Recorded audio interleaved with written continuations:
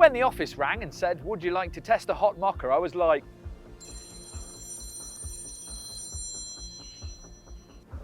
hello. Weird, but yeah. But they weren't appealing to my love of hot drinks and bad jokes. They meant this, the Vauxhall Mokka GSE. It's a car with 122 brake horsepower more than standard, a limited slip diff, and loads of stickers. Sticker, sticker, sticker. An electric hot hatch, you say? Well, let's see. When I was a kid, Vauxhall GSIs and VXRs were proper blue-collar heroes, affordable Vauxhall performance cars. When I was younger, a Monza like this was a proper dream car. And I have to admit, a hot electric Vauxhall Mokka probably wasn't first on my list of possible Vauxhall performance cars. But here we are. What's happened is that Vauxhall has decided to do a one-make rally championship using electric front-wheel drive Mokka GSEs like this. With guys like this guy, Dylan. And he is a rally ace from Wales. And he's on cold tyres. But they've taken some of the technical bits of this car, the idea of the suspension, the idea of a limited slip diff, and basically put them in a road car, which is quite exciting. What does this do?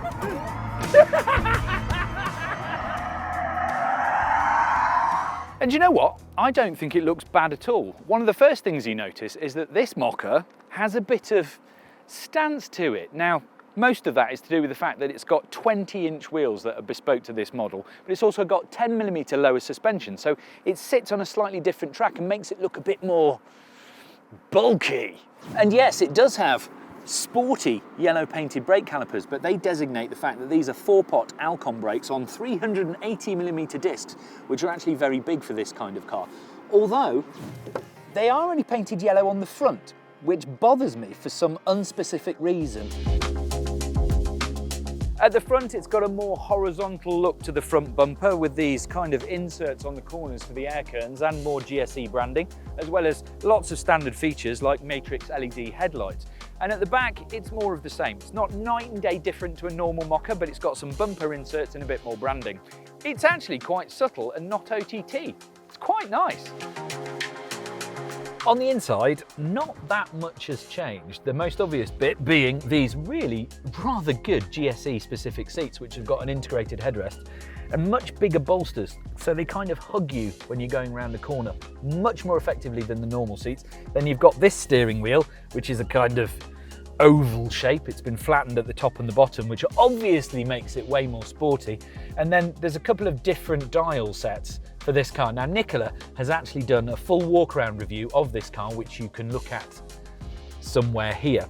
But I'll just show you these specific GSE bits. So if I go into performance on here, you get a special yellow colour, which is a theme throughout the car.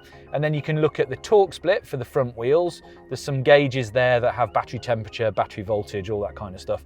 And then there's a thing called racing, which gives you a G meter and some sort of acceleration timers. It's not that different from the standard car, but the bits they've changed are good. You do get new modes for the drivetrain. There's Eco, which gives you 190 brake horsepower and the best chance of reaching your destination. Normal gives you about 230, and then there's Sport, which gives you a full 276.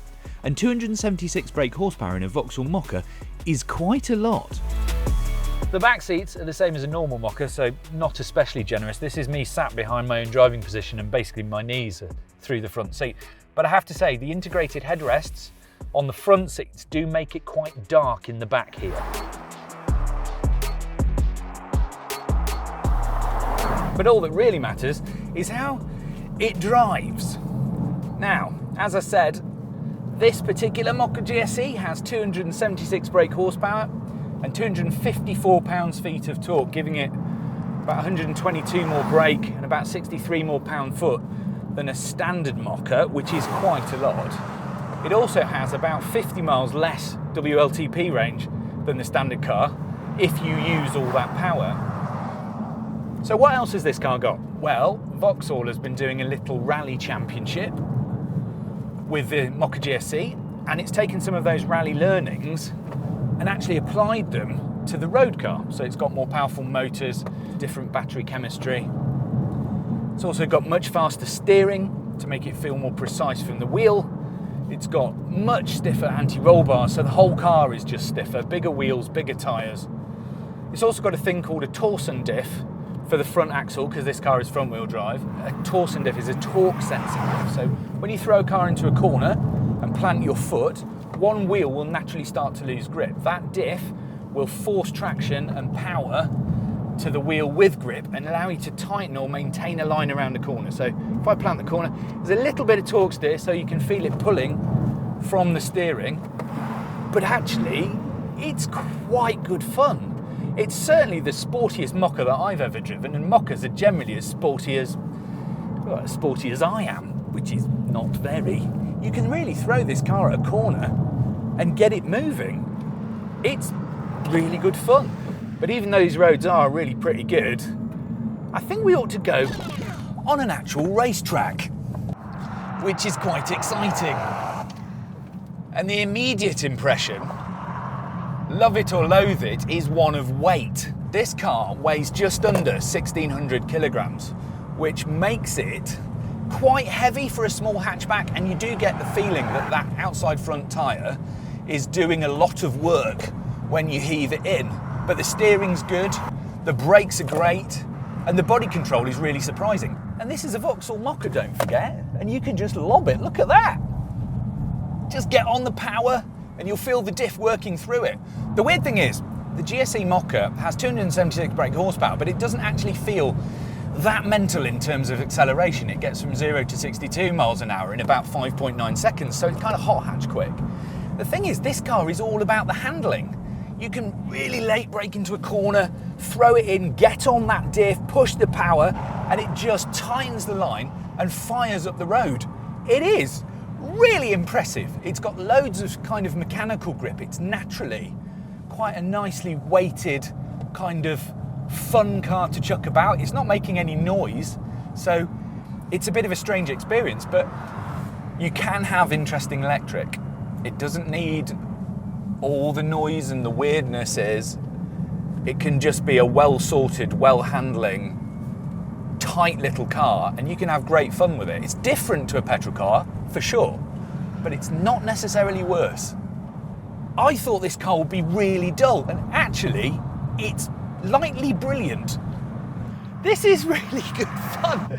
I'm having lots of fun in a Vauxhall Mokka on a racetrack. Who would have thought it? Usually, we'd ask you to like and subscribe so that we can buy shoes for our children. But instead, we just wanted to tell you that Electrifying has built its own marketplace for used brilliance, where you can find all the useful details about battery warranties and all that good stuff. So if you want to buy with peace of mind, scan the QR code on screen to browse.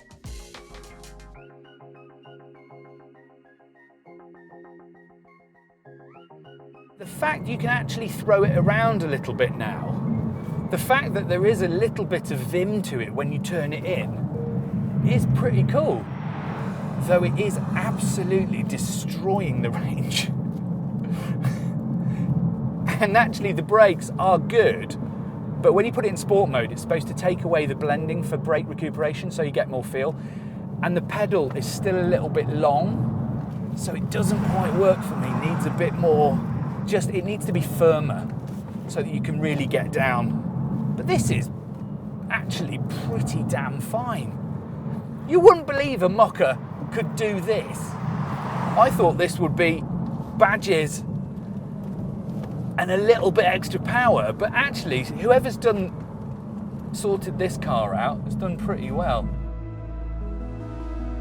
So what about price? Well, at $36,995 or $35,495 with the current UK grant, it's probably a bit of an outlier. But it's aggressive money and a whole heap of fun, with the range being the major shortcoming. But a bigger battery would make it less fun to drive, so it's a bit of a trade-off. Now, one of the interesting things is that when you start really digging through all the little asterisks in the brochure for this car, it quotes a WLTP range of 209 miles, but that is actually on the optional Goodyear tyres, which cost £100 extra. The standard fitment Michelins, like these, they only provide 201 miles of WLTP range. Now we all know that on a single digit rainy day in the UK, it's going to be a lot less than that. On track, that dropped to less than 100 miles of actual range, which is pretty bad. But it's got 100 kilowatts of DC charging and 11 kilowatts of AC, so you're looking at about 30 minutes 10 to 80% on a big enough charger, which is fine. And if you're at a racetrack or on a fun bit of road, you'll need to do that quite a lot. Do you know what? I've turned up and been massively surprised by this Mokka GSE. I did arrive here with a bit of a bad attitude towards it, but it's way more fun and way more sporty than any Mokka really has a right to be. But let's face it, that's actually not that difficult. In fact, the only thing I'm really struggling with this car is who it's for, because old people won't like the lack of range and the extra sportiness, and young people don't think Mokkas are that trendy. So, massive points for trying. Now we've just got to work out who's going to buy it. So what do you think to the Mokka GSE? Let me know in the comments.